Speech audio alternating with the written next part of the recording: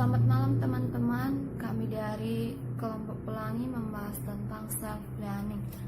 Sebelum kami mempresentasikan hasil kelompok kami, terlebih dahulu kami akan memperkenalkan diri. Nama saya Vivin Yohana Zebua, membahas tentang pengertian well-being. Kedua, teman kami Uli Natalia Sinaga membahas tentang dimensi psikologika. Ketiga, teman kami Desi Sipayung membahas tentang faktor yang mempengaruhi psikologi well-being. Keempat, Elpriani Kabiakan membahas tentang konsep well-being. Dan kelima, teman kami Melin Sitorus yang memberikan kesimpulan dari hasil kelompok kami. Langsung aja teman-teman, pengertian well-being ini adalah sejahtera atau kesejahteraan. Dapat diartikan sejahtera adalah aman, sentosa, selamat, dan makmur.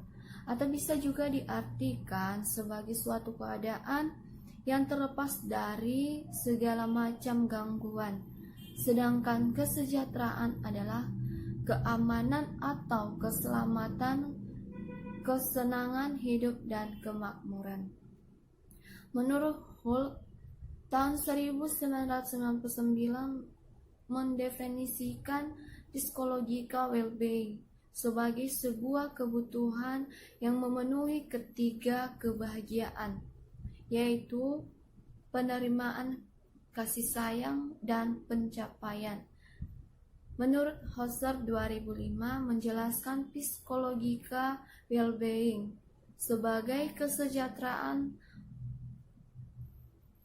psikologika individu yang memfokuskan pada realisasi diri atau self-realization, penyataan diri atau personal expressions, dan aktualisasi diri atau self-actualization.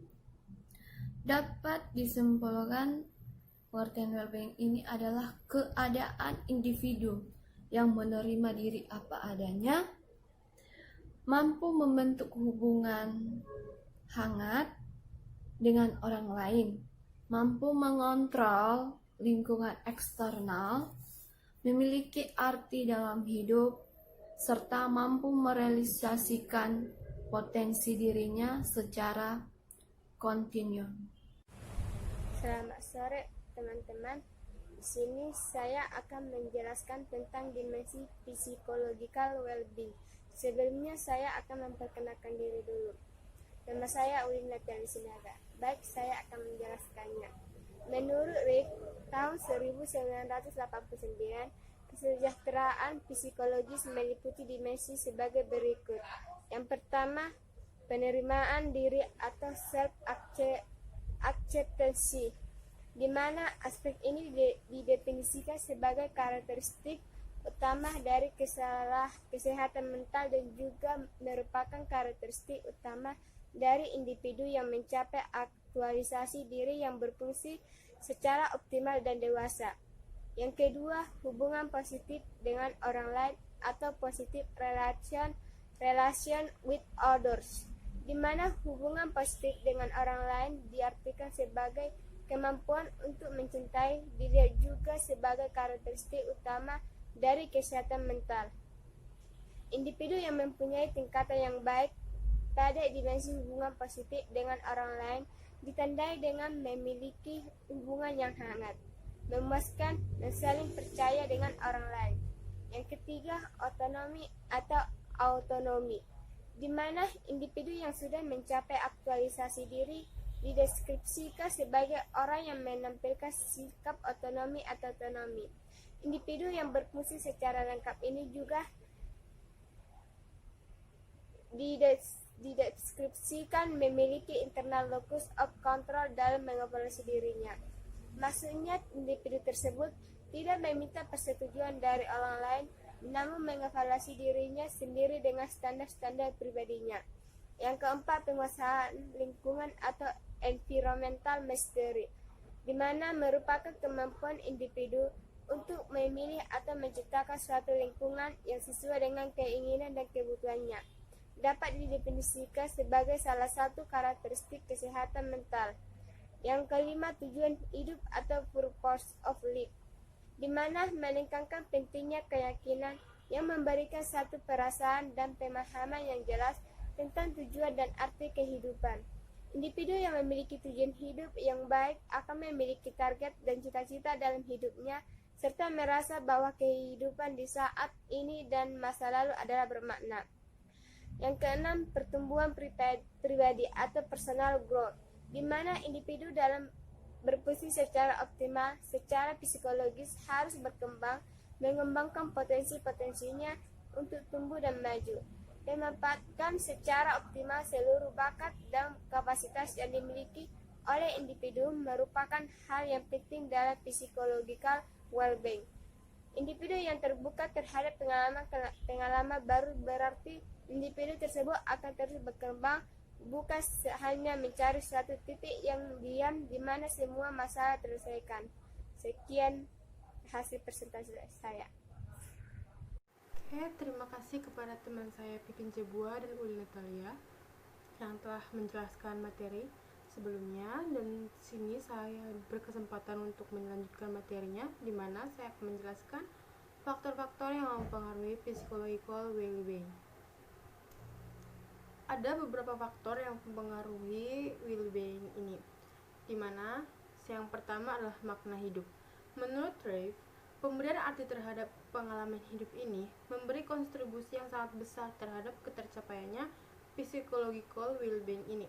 Salah satu pengalaman yang dapat memberikan kontribusi tersebut adalah pengalaman yang waktu memanfaatkan seseorang lain dalam kehidupan sosial, di mana dapat memulihkan hubungan interpersonal. Dan yang kedua adalah faktor demografis.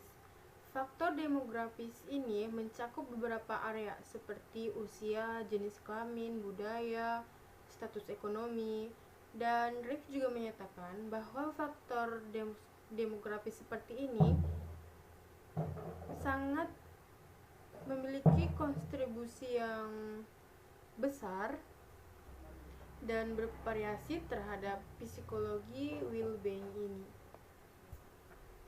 Dan yang ketiga adalah faktor kesehatan fisik. Kruse menyatakan bahwa kesehatan fisik ini turut mempengaruhi psikologi, dan faktor yang ketiga adalah kesehatan fisik. Gross menyatakan bahwa kesehatan fisik ini turut berpengaruh besar terhadap psychological well-being ini. Kesehatan fisik memainkan peran penting dalam determinasi stress maupun psychological well-being ini. Di samping itu, dia menyatakan bahwa psychological well-being ini memiliki koneksi dengan ketidakadanya penyakit. Dan yang keempat adalah faktor pendidikan. Tingkat pendidikan turut mempengaruhi psychological well-being ini.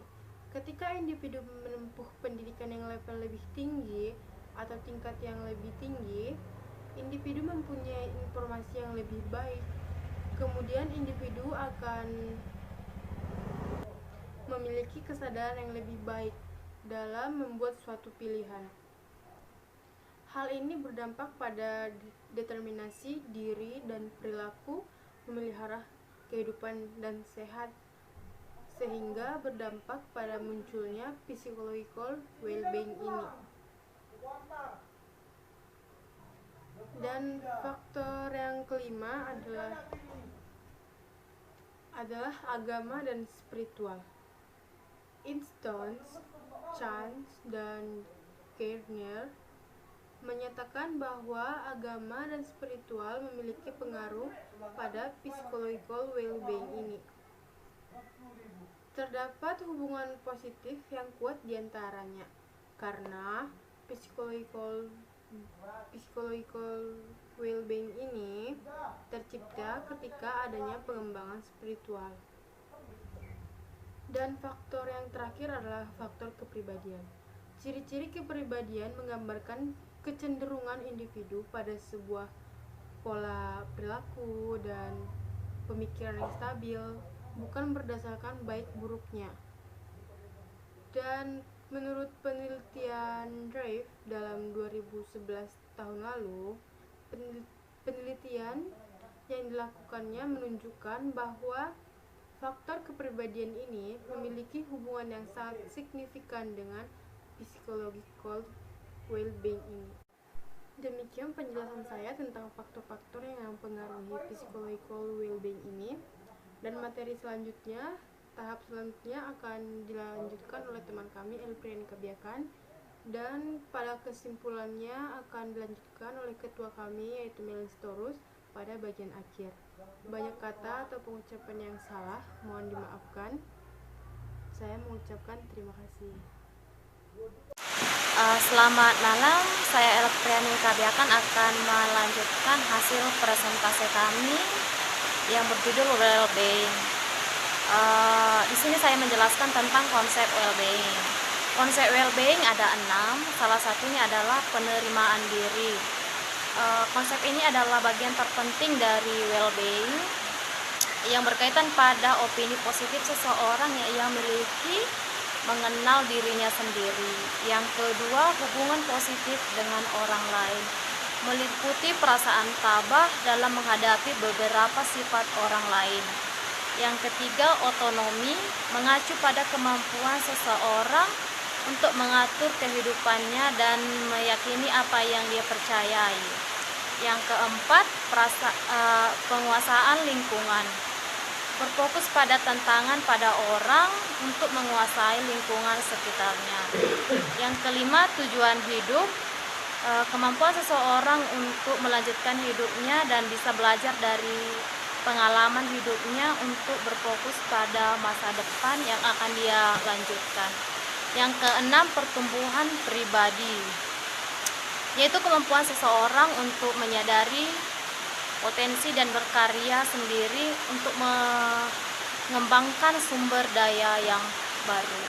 Hai teman-teman semua, saya Melin Sitorus. Terima kasih atas waktu dan kesempatan yang telah diberikan kepada saya. Baiklah, pada kesempatan ini saya akan menyampaikan kesimpulan atas presentasi yang saya sampaikan teman-teman saya sebelumnya. Ada Pipin, Desi, Uli, dan Elpriani.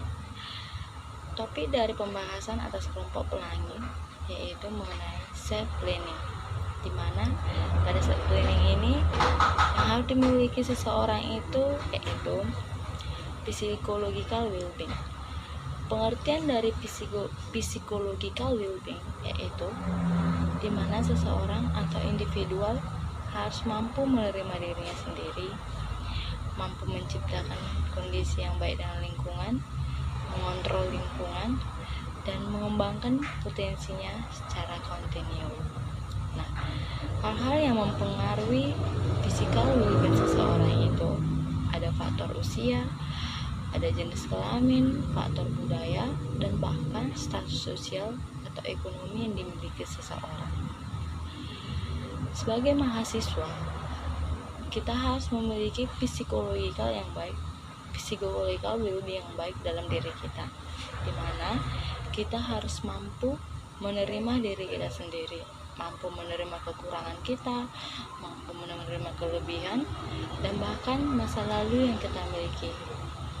Kita harus tetap semangat dan juga harus selalu berpikir positif, di mana juga sebagai mahasiswa itu harus mampu menciptakan suasana yang baik dalam lingkungan.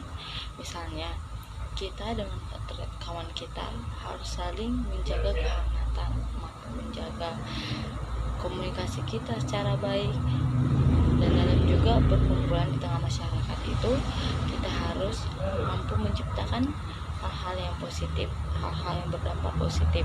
Dan juga kita sebagai mahasiswa ini kita harus memiliki tujuan hidup. Apapun yang membuat kita pesimis, jangan hiraukan itu, jangan anggap itu sebagai pemata semangat kita. Sebagai mahasiswa itu harus tetap semangat, harus mempunyai tujuan hidup, harus mempunyai tujuan yang harus bisa kita capai. Tujuan itu harus kita capai dan kita harus tetap semangat.